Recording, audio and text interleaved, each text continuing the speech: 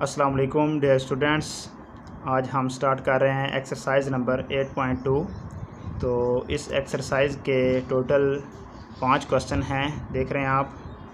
तो इसमें पहला क्वेश्चन है, एक मुरब्बा शक्ल के कमरे का अहाता 8 मीटर है।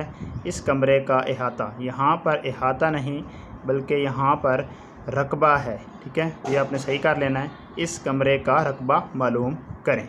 तो चलिए चलते हैं बोर्ड की तरफ और इसको हल करने की कोशिश करते हैं। तो हम लिखेंगे कि मुरब्बी शक्ल के कमरे का अहाता, चूँकि ये हमारे पास मालूम है तो हम इसको यहाँ स्टार्ट करते हैं। मुरब्बी शक्ल के कमरे का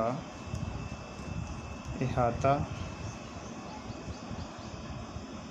बराबर है 8 मीटर। इस तरह आपने लिख देना है। तो इसके बाद क्योंकि कमरे का रकबा मालूम करना है तो इसको भी आप लिख दें, कमरे का रकबा इक्वल टू 5।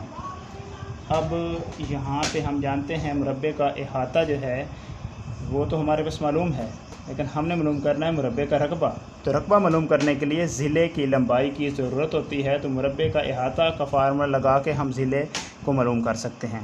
तो हमने सबसे पहले लिखना है मुरब्बे का अहाता किसके बराबर है। मुरब्बे का अहाता, पहले ये फार्मूला लगाएंगे। मुरब्बे का अहाता बराबर है 4 ज़रब ज़िला। तो डियर स्टूडेंट देखिए इसमें ज़िला आ रहा है, तो ज़िला हम फाइंड कर सकते हैं। हमारे पास रकबा ये जो है, इस अहाता जो है इसका 8 मीटर है। तो अहाते को हमने अहाते के नीचे दर्ज कर देना, यानी यहाँ पर आएगा 8 मीटर, और 4 को वैसे ही लिखेंगे, 7 ज़िला भी लिख लेंगे। तो इस तरह से हम ज़िला मालूम कर सकते हैं। तो 4 इधर मल्टीप्लाई हो रहा है, इधर आके डिवाइड हो जाएगा। 8 मीटर डिवाइड 4, जो रकम एक तरफ मल्टीप्लाई हो रही होती है दूसरी तरफ जाकर डिवाइड हो जाती है। तो इस तरह हम लिखेंगे इधर ज़िला, सिर्फ ज़िला बच गया, चूँकि 4 मल्टीप्लाई हो रहा था दूसरी तरफ इक्वल से, जब दूसरी तरफ इसको ले आए हैं इस साइड पर तो ये 8 के साथ डिवाइड हो जाएगा।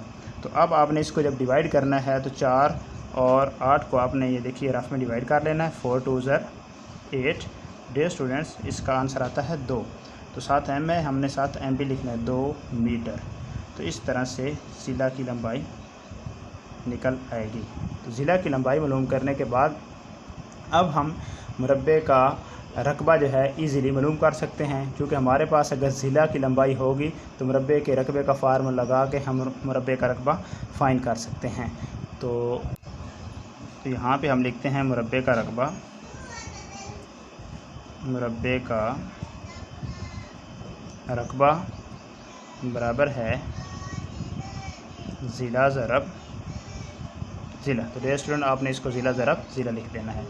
तो नेक्स्ट में ज़िला और ज़िला की कीमत हमारे पास यहाँ पर है 2 मीटर। हमने लिखना है 2 मीटर, 2m मल्टीप्लाई 2m। इन दोनों को मल्टीप्लाई करते हैं तो 2 2 ज़र 4, m और m का स्क्वायर। तो 4m स्क्वायर मुरब्बे का रकबा निकल आएगा। आपने लिख देना है कि पास मुरब्बे का रकबा बराबर है 4m स्क्वायर। इस तरह से आप फाइंड कर सकते हैं। तो इसे हम एक बार रिवाइज करते हैं। मुरब्बे शक्ल के कमरे का अहाता 8 मीटर है। कमरे का रकबा हमने फाइंड करना था डियर स्टूडेंट्स। मुरब्बे का अहाता हमारे पास 4 ज़रब ज़िला, ये फार्मूला हमने लगाना है। इसमें ज़िला हमारे पास चूँकि इसके अंदर ज़िला आ रहा है, ज़िला इसके ज़रिए मालूम किया जा सकता है। तो यहाँ पर हम मुरब्बे का अहाता के नीचे मुरब्बे का अहाता 8 मीटर लिखेंगे, बाकी फार्मूला वैसे ही लिख देंगे। अब ये जो 4 है इस तरफ मल्टीप्लाई हो रहा है, इधर आके इसके साथ डिवाइड हो जाएगा। जब इसको डिवाइड करते हैं तो 2 मीटर यानी 2m हमारे पास बच जाता है। तो ये ज़िला की लंबाई निकल आती है। जब मुरब्बे के ज़िले की लंबाई मालूम हो जाए तो फिर रकबा मालूम करना बहुत आसान हो जाता है। तो डियर स्टूडेंट्स आपने मुरब्बे का रकबे का फार्मूला लगाना है, ज़िला ज़रब ज़िला। यहाँ पे कीमत दर्ज कर देनी है, 2m ज़िला की जगह ज़िला की कीमत, और इन दोनों को मल्टीप्लाई करने से 4m स्क्वायर मुरब्बे का रकबा निकल आएगा। It's your answer. वॉच करने का शुक्रिया, सब्सक्राइब करना ना भूलिएगा। तो